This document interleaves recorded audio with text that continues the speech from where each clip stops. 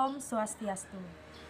Yang terhormat dosen pengajar dan teman-teman semuanya, kami dari kelompok 3, mata kuliah analisis laporan keuangan, akan membahas mengenai analisis sumber dan penggunaan modal kerja. Sebelum itu, izinkanlah kami untuk memperkenalkan diri terlebih dahulu. Nama saya Agatha Gracila Windasira, NPM 007. Saya Ikade Agus Indra Satriawan, NPM 168. Nama saya Iwayan Ananda Putra Karunia Deva, NPM 173. Nama saya Igede Dandi Indrawan, NPM 175. Saya Putu Novia Kristina Klau, NPM 187. Nama saya Inyman Budiarta, NPM 195. Saya Maria Yosefina Monika Sandar, NPM 345. Saya Agnes Filiasanti, NPM 1476. Presentasi ini terbagi menjadi 5 submateri. Yang pertama, pengertian dana dan modal kerja. Yang kedua, tujuan modal kerja. Yang ketiga, faktor-faktor yang mempengaruhi modal kerja. Keempat, sumber modal kerja. Dan yang kelima, laporan sumber dan penggunaan modal kerja. Yang pertama, pengertian dana. Secara umum, dana dapat diartikan sebagai anggaran yang disiapkan untuk memenuhi suatu kebutuhan. Dalam praktiknya, pengertian dana dapat dibagi ke dalam beberapa pengertian. Yang pertama, dana dianggap sebagai kas atau utang tunai. Sebagai kas dapat diartikan bahwa dana yang sesungguhnya yang dimiliki oleh perusahaan dan siap digunakan setiap waktu jika dibutuhkan. Yang kedua, dana dianggap sebagai uang yang disimpan di dalam bank dalam bentuk giro atau tabungan. Dana sebagai uang yang disimpan di bank mengandung arti bahwa dana tersebut ditempatkan dalam bank dalam bentuk simpanan. Kemudian yang ketiga, dana dianggap sebagai modal kerja. Dana yang digunakan untuk membiayai kegiatan operasional perusahaan, terutama yang memiliki jangka waktu pendek. Sebagai modal kerja diartikan seluruh aktiva lancar atau setelah dikurangi dengan utang lancar. Kemudian yang keempat, dana diartikan sebagai seluruh aktiva yang dimiliki perusahaan. Artinya, harta perusahaan yang dimiliki dalam aktivanya dianggap dana perusahaan. Kemudian yang kelima, dana dianggap sebagai aktiva yang memiliki sifat sama dengan atau setara dengan kas.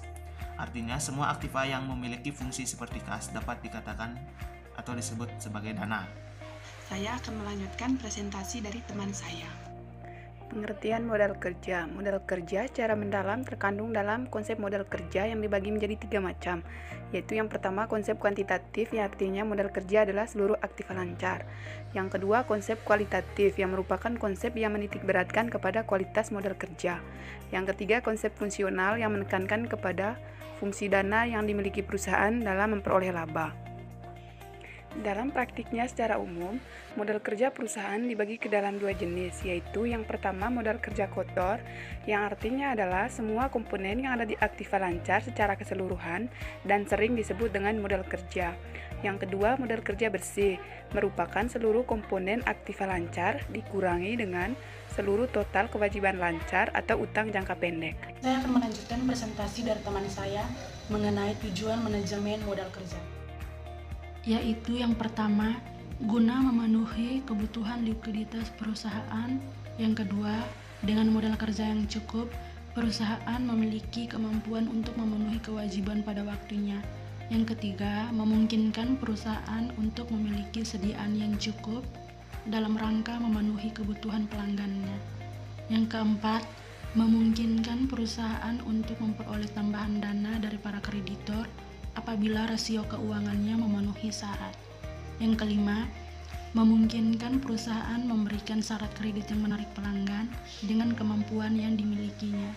Yang keenam, guna memaksimalkan penggunaan aktiva lancar, guna meningkatkan penjualan dan laba. Yang ketujuh, melindungi diri apabila terjadi krisis modal kerja akibat turunnya nilai aktiva lancar, serta tujuan lain. Saya akan melanjutkan presentasi dari teman saya, yaitu tentang faktor-faktor yang mempengaruhi modal kerja dan sumber modal kerja. Yang pertama ada faktor-faktor yang mempengaruhi modal kerja. Modal kerja yang dibutuhkan perusahaan harus segera terpenuhi sesuai dengan kebutuhan perusahaan. Namun, terkadang untuk memenuhi kebutuhan modal kerja seperti yang diinginkan tidaklah selalu tersedia. Terpenuhi tidaknya kebutuhan modal kerja sangat tergantung kepada berbagai faktor yang mempengaruhinya. Oleh karena itu, pihak manajemen dalam menjalankan kegiatan operasi perusahaan, terutama kebijakan dalam upaya pemenuhan modal kerja, harus selalu memperhatikan faktor-faktor tersebut. Ada beberapa faktor yang mempengaruhi modal kerja, yaitu yang pertama, jenis kegiatan perusahaan. Jenis kerja perusahaan dalam praktiknya meliputi dua macam, yaitu perusahaan yang bergerak dalam bidang jasa dan non-jasa atau industri. Kebutuhan modal dalam perusahaan industri lebih besar jika dibandingkan dengan perusahaan jasa. Di perusahaan industri, investasi dalam bidang kas, piutang, dan persediaan relatif lebih besar jika dibandingkan dengan perusahaan jasa. Oleh karena itu, jenis kerja dan perusahaan sangat menentukan kebutuhan akan modal kerjanya. Yang kedua ada syarat penjualan barang atau syarat kredit. Syarat kredit atau penjualan yang pembayarannya dilakukan dengan cara mencicil atau angsuran juga sangat mempengaruhi modal kerja. Untuk meningkatkan penjualan bisa dilakukan dengan berbagai cara, dan salah satunya adalah melalui penjualan secara kredit. Penjualan barang secara kredit memberikan kelonggaran kepada konsumen untuk membeli barang dengan cara pembayaran diangsur atau dicicil beberapa kali untuk jangka waktu tertentu. Hal yang perlu diketahui dari syarat-syarat kredit dalam hal ini adalah: yang pertama ada syarat pembelian barang atau bahan yang akan digunakan, dan yang kedua syarat penjualan barang. Yang ketiga ada waktu produksi. Untuk waktu produksi, artinya jangka waktu atau lamanya memproduksi suatu barang. Makin lama waktu yang digunakan untuk memproduksi suatu barang, maka akan semakin besar modal kerja yang dibutuhkan. Dengan demikian pula sebaliknya, semakin pendek waktu yang dibutuhkan untuk memproduksi modal kerja, maka semakin kecil modal kerja yang dibutuhkan. Yang keempat ada tingkat perputaran sediaan. Pengaruh tingkat perputaran sediaan terhadap modal kerja cukup penting bagi perusahaan. Semakin kecil atau rendah tingkat perputaran, kebutuhan modal kerja semakin tinggi. Demikian pula sebaliknya. Dengan demikian dibutuhkan perputaran sediaan yang cukup tinggi agar memperkecil risiko kerugian akibat penurunan harga serta mampu menghemat biaya penyimpanan dan pemeliharaan sediaan. Selanjutnya sumber modal kerja. Kebutuhan akan modal mutlak disebabkan perusahaan dalam bentuk apapun. Oleh karena itu, untuk memenuhi kebutuhan tersebut diperlukan sumber-sumber modal kerja yang dapat dicari dari berbagai sumber yang tersedia. Namun dalam pemilihan sumber modal harus diperhatikan untung ruginya sumber modal tersebut.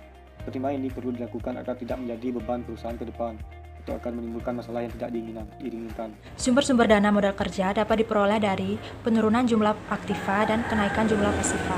Berikut ini beberapa sumber modal kerja yang dapat digunakan. Yang pertama, hasil operasi perusahaan adalah pendapatan atau laba yang diperoleh pada periode tertentu. Pendapatan atau laba yang diperoleh perusahaan ditambah dengan penyusutan.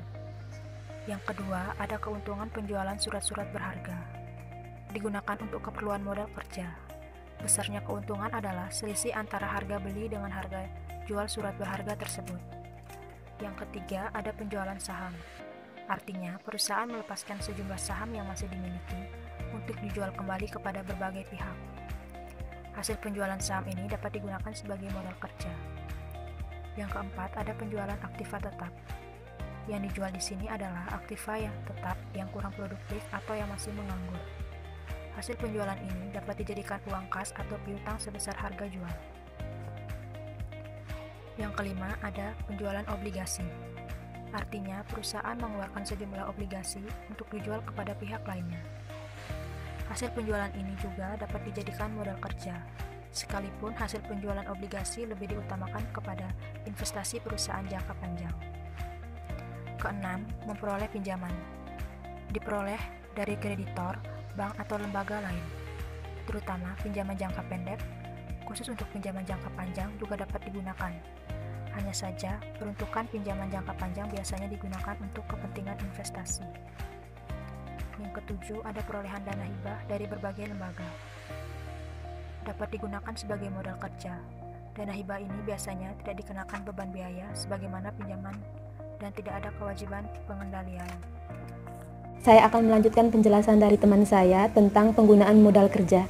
Jadi penggunaan modal kerja biasa dilakukan oleh perusahaan untuk yang pertama, pengeluaran untuk gaji, upah, dan biaya operasional perusahaan lainnya.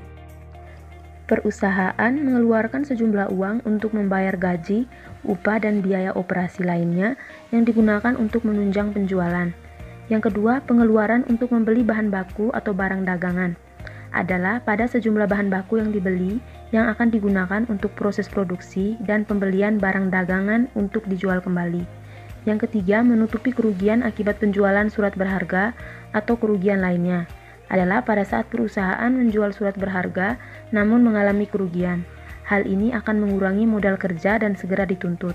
Yang keempat, pembentukan dana merupakan pemisahan aktiva lancar untuk tujuan tertentu dalam jangka panjang, misalnya pembentukan dana pensiun, dana ekspansi, atau dana pelunasan obligasi. Pembentukan dana ini akan mengubah bentuk aktiva dari aktiva lancar menjadi aktiva tetap. Yang kelima, pembelian aktiva tetap atau investasi jangka panjang, seperti pembelian tanah, bangunan, kendaraan, dan mesin.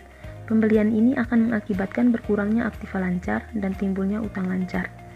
Yang keenam, pembayaran utang jangka panjang adalah adanya pembayaran utang jangka panjang yang sudah jatuh tempo seperti pelunasan obligasi, hipotek, dan utang bank jangka panjang. Yang ketujuh, pembelian atau penarikan kembali saham yang beredar adalah perusahaan menarik kembali saham-saham yang sudah beredar dengan alasan tertentu dengan cara membeli kembali, baik untuk sementara waktu ataupun selamanya. Yang kedelapan, pengambilan uang atau barang untuk kepentingan pribadi adalah pemilik perusahaan mengambil barang atau uang yang digunakan untuk kepentingan pribadi, termasuk dalam hal ini adanya pengambilan keuntungan atau pembayaran dividen oleh perusahaan. Di sini saya akan melanjutkan presentasi dari teman saya. Selanjutnya adalah penggunaan modal kerja akan mengakibatkan perubahan modal kerja, namun perubahan modal kerja tergantung dari penggunaan modal kerja itu sendiri. Dalam praktiknya, modal kerja suatu perusahaan tidak akan berubah apabila terjadi pembelian barang dagangan dan bahan lainnya secara tunai, pembelian surat-surat berharga secara tunai, perubahan bentuk piutang, misalnya dari piutang dagang ke piutang wesel. Dikatakannya modal kerja tidak mengalami perubahan disebabkan pembelian barang secara tetap berada di aktiva lancar, hanya perubahan komponennya saja. Demikian pula dengan pembelian surat-surat berharga secara tunai tetap tidak mengubah aktiva lancar. Sementara itu, perubahan bentuk piutang misalnya dari piutang dagang ke piutang wesel juga tidak mengubah posisi utang lancar. Di sini saya akan melanjutkan presentasi dari teman saya. Laporan sumber dan penggunaan modal kerja. Perolehan modal kerja dari sumber yang telah dipilih serta penggunaan modal kerja yang telah dilakukan selama operasi perusahaan perlu dibuatkan laporan sebagai bentuk pertanggungjawaban manajer keuangan. Laporan sumber dan penggunaan modal kerja menggambarkan bagaimana perputaran modal kerja selama periode tertentu.